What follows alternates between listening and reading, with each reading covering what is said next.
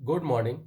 मैं Rajeev Dubey, department of history, intermediate, Jamshedpur cooperative college, Jamshedpur.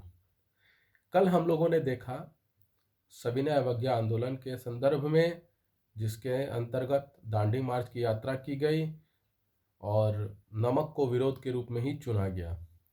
उसके बाद 3 गोलमेज सम्मेलन, प्रथम, द्वितीय, तृतीय, इस बीच गांधी इरविन समझौता हुआ। इन सब चीज़ों के बारे में कल हम लोगों ने देखा। आज हम लोग देखते हैं कम्युनल अवार्ड व पूना पैक्ट। कम्युनल अवार्ड यानी सांप्रदायिक सम्मान। अवार्ड या सम्मान, कम्युनल मतलब सांप्रदायिक। द्वितीय गोलमेज सम्मेलन में ब्रिटिश सरकार ने घोषणा की थी कि सांप्रदायिक समस्या को हल करने में भारतीय असफल रहे, लेकिन ब्रिटिश सरकार ने इस समस्या को हल करने ही नहीं दिया, क्योंकि ब्रिटिश सरकार नहीं चाहती थी कि भारतीय एक होकर एकजुट हो जाए, क्योंकि अगर भारतीय एकजुट हो जाते तो ब्रिटिश सरकार को अपना राजपाट समेटना पड़ जाता। तो ये भी एक जो बयान था, जो घोषणा था, वो फूट डालो राज करो की नीति के अंतर्गत ही था कि आप आपस में लड़ते रहिए और हम राज करेंगे। इसलिए सरकार इस समस्या का समाधान करेगी। इस घोषणा में मुसलमानों, सिखों, भारतीय ईसाई आदि को पृथक प्रतिनिधित्व दिया गया। यानी कि इस घोषणा से कि सरकार अब इस समस्या का समाधान करेगी, सांप्रदायिक समस्या का समाधान खुद सरकार करेगी, और इसमें मुसलमानों को, सिखों को, भारतीय ईसाइयों को और लोगों को पृथक पृथक प्रतिनिधित्व दिया गया। इसकी घोषणा 16 अगस्त 1932 को प्रधानमंत्री रेमजे मैकडोनाल्ड ने की, जिसे कम्युनल अवार्ड या सांप्रदायिक पंचाट कहा गया। लेकिन हिंदू समाज से हरिजनों को अलग कर दिया गया। हरिजन भी हिंदू समाज का ही हिस्सा थे, उन्हें हिंदू समाज से अलग करके पृथक पंचाट में, सांप्रदायिक पंचाट में उन्हें रखा गया। यह सीधे सीधे तौर पे फूट डालो और राज करो की नीति थी। हिंदुओं को अलग थलग करने की, हिंदुओं में तोड़ने की, ये एक फूट डालो राज करो की नीति अपनाई गई है। गांधी जी ने कहा, अगर सरकार इस सांप्रदायिक निर्णय की घोषणा करती है तो वे आमरण अनशन करेंगे। सरकार को इससे कोई फर्क नहीं पड़ा। सरकार ने इस पर कोई ध्यान नहीं दिया कि आप आमरण अनशन करिए या न करिए, हम ये काम तो करेंगे ही करेंगे। अतः गांधी जी ने 28 सितंबर 1932 से आमरण अनशन आरंभ करने की चेतावनी दी।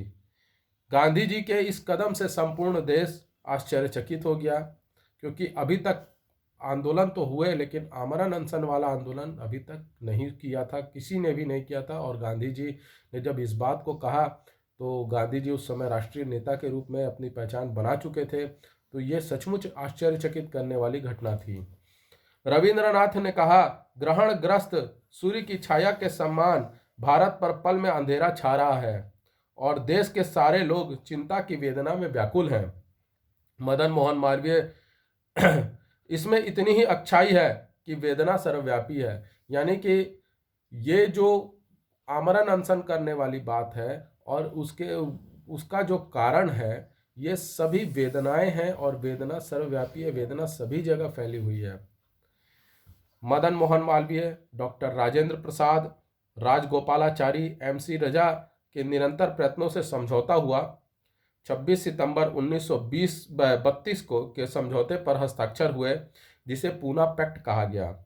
इस समझौते के बाद गांधी जी जीवन भर हरिजनों के उद्धार हेतु लगे रहे। कीथ के अनुसार यह समझौता हरिजनों के लिए स्पष्ट रूप से भौतिक लाभ और महात्मा गांधी के लिए आध्यात्मिक लाभ देने वाला था। मतलब ये जो समझौता हुआ, ये हरिजनों को भौतिक रूप से लाभ, फायदा मिला, और गांधी जी के लिए आजीवन, जब तक वो जीवित रहे, आध्यात्मिक लाभ मिलता रहा। तो ये रहा पूना पैक्ट। इसके बाद सविनय अवज्ञा आंदोलन का पुनः आरंभ और महत्व। महात्मा गांधी ने सरकार की बदली हुई नीति देखकर पुनः सविनय अवज्ञा आंदोलन प्रारंभ कर दिया। क्योंकि वे दूसरे गोलमेज सम्मेलन में भाग लिए थे और वहां से आने के बाद में ही उन्होंने पहले ही घोषणा कर दी थी कि अब वे सविनय अवज्ञा आंदोलन को फिर से शुरू करने जा रहे हैं। और सरकार की इस बदली हुई नीति देखकर उन्होंने इस आंदोलन को पुनः शुरू कर दिया। सरकार ने दमन चक्र भी तीव्र कर दिया। सरकार अब इस आंदोलन को दबाने के लिए अपना कार्यप्रणाली भी तीव्र कर दिया। गांधी जी सहित कई प्रमुख नेताओं को गिरफ्तार कर लिया गया। 8 मई 1933 को आत्मशुद्धि हेतु गांधी जी ने 21 दिन का उपवास रखा। सरकार ने बिना शर्त गांधी जी को रिहा कर दिया। गांधी जी ने सरकार की ऐसी भावना देखकर पहले 6 सप्ताह के लिए स्थगित और बाद में 24 जुलाई 1933 को इसे पूर्ण रूप से स्थगित कर दिया। सरकार ने सभी राजनीतिक बंदियों को छोड़ दिया। मतलब जब सविनय अवज्ञा आंदोलन के लिए करने की शुरुआत जब उन्होंने की और 21 दिन तक उपवास रखा, तो इस उपवास को देखते हुए सरकार ने बिना शर्त गांधी जी को पहले छोड़ा। और जब गांधी जी ने सविनय अवज्ञा आंदोलन को पहले 6 सप्ताह और उसके बाद में पूर्ण रूप से 24 जुलाई 1933 को समाप्त घोषित कर दिया, तो सरकार ने भी सभी राजनीतिक बंदियों को, जो उन्होंने राजनीतिक नेताओं को कैद करके रखा था, उन्हें भी उन्होंने रिहा कर दिया। सविनय अवज्ञा आंदोलन में कई उतार चढ़ाव आए। इस कारण गांधी जी ने आंदोलन को समाप्त कर दिया। कांग्रेस के नेताओं सहित देश के लोगों को निराशा हुई, निश्चित रूप से निराशा हुई, क्योंकि जिस परिस्थिति में सविनय अवज्ञा आंदोलन चल रहा था और सविनय अवज्ञा आंदोलन जिस रफ्तार से चल रहा था, यह अगर चलता तो देश को बहुत ज़्यादा फायदा होता, परंतु बीच में उतार चढ़ाव आए और उसमें उसे समाप्त कर दिया गया।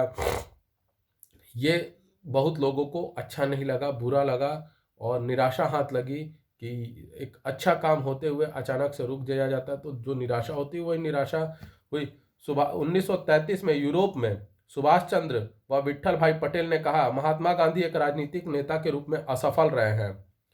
यानी इस आंदोलन के परिप्रेक्ष्य में उन्होंने महात्मा गांधी को के बारे में कहा कि महात्मा गांधी एक राजनीतिक नेता के रूप में असफल रहे हैं। सविनय अवज्ञा आंदोलन के महत्व को गांधी जी समझते थे। इसे वे न तो असफल मानते थे और न ही निराश थे।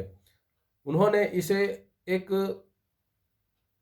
चूंकि ये उनकी नज़र में यह असफल नहीं था, सविनय अवज्ञा आंदोलन उनकी नज़र में असफल नहीं था और इसलिए वे उसे असफल भी नहीं मानते थे, ना ही उस चीज से निराश हुए।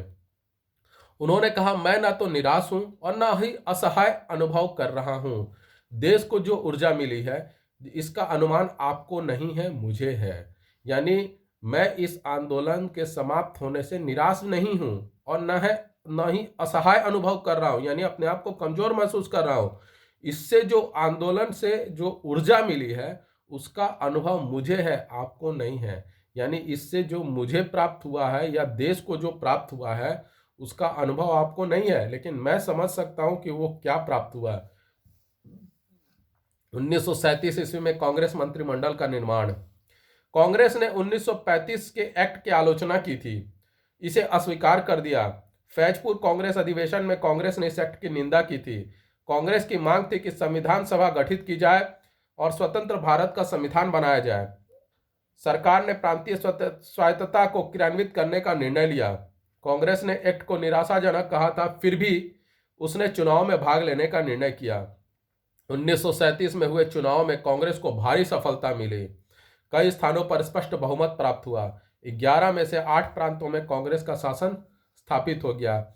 यानी 1935 के एक्ट की कांग्रेस ने आलोचना भी की थी और इसे अस्वीकार भी कर दिया था, परंतु चुनाव में उसने 1937 के चुनाव में कांग्रेस ने भाग लिया और उस समय जो कांग्रेस की लहर रही, 11 में से 8 प्रांतों में उसे स्पष्ट बहुमत मिला और भारी सफलता कांग्रेस के हाथ लगी। गांधी जी समकालीन विचारकों की दृष्टि में, यानी गांधी जी का जो चरित्र रहा है, गांधी जी का जो व्यक्तित्व रहा है, उनके जो समकालीन विचारक रहे हैं, उनकी दृष्टि में गांधी जी का क्या व्यक्तित्व रहा। गांधी जी के राजनीतिक विचार मूलतः उनके सामाजिक विचारों से प्रभावित थे। गांधी जी नैतिकता व राजनीति को अलग नहीं करते थे, बल्कि वे साध्य और साधन की पवित्रता पर बल देते थे। यही वो उनकी जो राजनीति थी वो औरों से अलग करती थी, दूसरों से उन्हें अलग करती थी।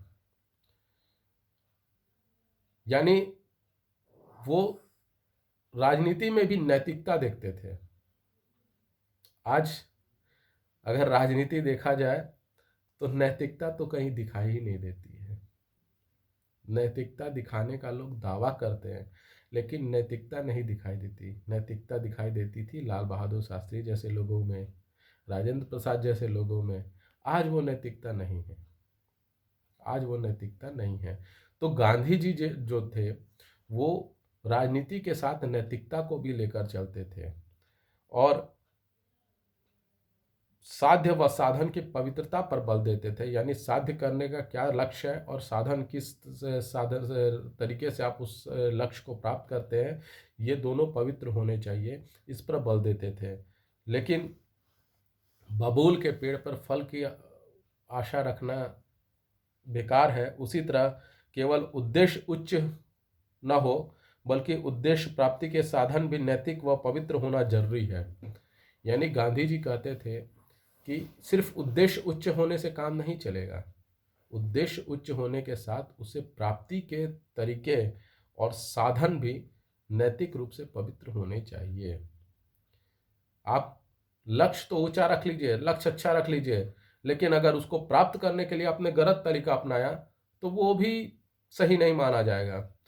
उसके लिए भी आपको पवित्र रास्ता, नैतिकता को ध्यान में रखते हुए आपको उस लक्ष्य को प्राप्त करना है। यही गांधी जी का विचार था। गांधी जी ने राम राज की कल्पना की थी जो अहिंसा पर आधारित हो। गांधी जी हमेशा अहिंसा पर बल दिए और अहिंसा के आधार पर ही वो राम राज की कल्पना करते थे, जो कि अहिंसा पर आधारित रहे।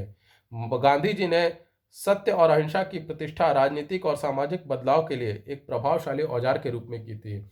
गांधी जी ने जो सत्य और अहिंसा की प्रतिष्ठा राजनीतिक और सामाजिक बदलाव के लिए एक प्रभावशाली औजार के रूप में की, यानी कि उनके लिए प्रभावशाली हथियार रहा सत्य और अहिंसा, और इसका प्रयोग उन्होंने आजीवन किया और जिसका परिणाम भी देखने को मिला।